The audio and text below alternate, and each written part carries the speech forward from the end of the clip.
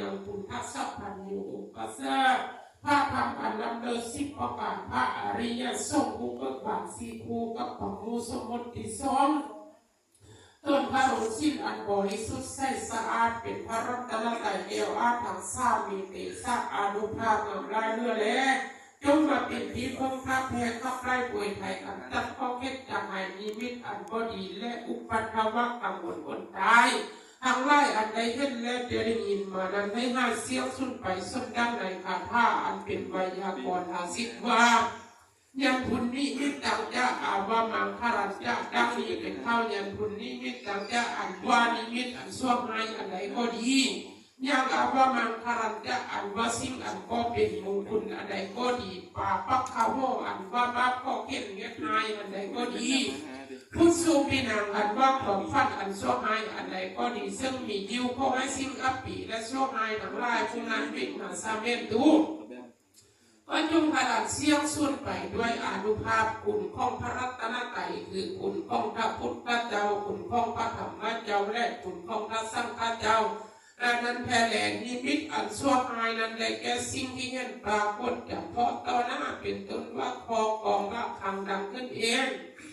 นำบ่อนึงห้องเมงุมถึงห้องลูกห้องในเฮือนพิษธรรมดาใกล้ซีข้ามาออกลูกขึ้นเหือนเลือดตกดอกตายต่อหน้าติ้งงาไม่หักลงมางอกกว่าทึกบวงและเกียกซีเงื่อนห้องล็อกคาบตาเขาเป็นเห็นงูทำทางกลางวันขึ้นเหือนที่แก่ข้างเบ่งวันที่เส้นเครื่องนุ่งห่ม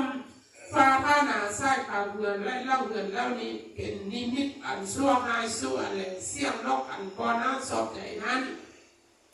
ได้แก่เสียงนกปูนกนกเขาเหนียวนกที่ดีและต้องหมดเสียงหายจังแต่นกคู่จะกองข้างเขาควันดังข้างนุ่มได้ข้างเถิง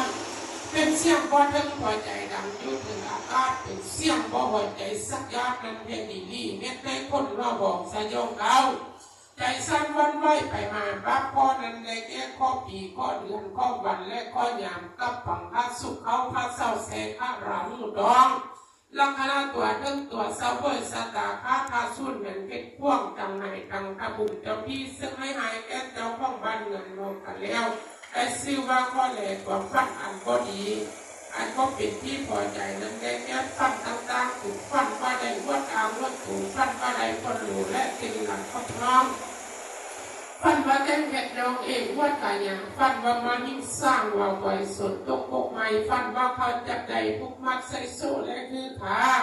ฟันว่าแก้วรุ่นร้อนเสียไปฟันได้ขี้อัศนัยและเกียนลงหางฟันว่าลิ้นต่างๆมีลิ้นว่าวขี้เหงื่อบินเฮกระดิ่นและกองไฟความฟันแล้วนี้เป็นความฟันอันชั่วหายแห่ดีลีอุบัติเหตุหายทั้ง4ประการนี้ได้แก่นิมิตอันชั่วหาย1เสียงนกอันบ่น่าสอบใจ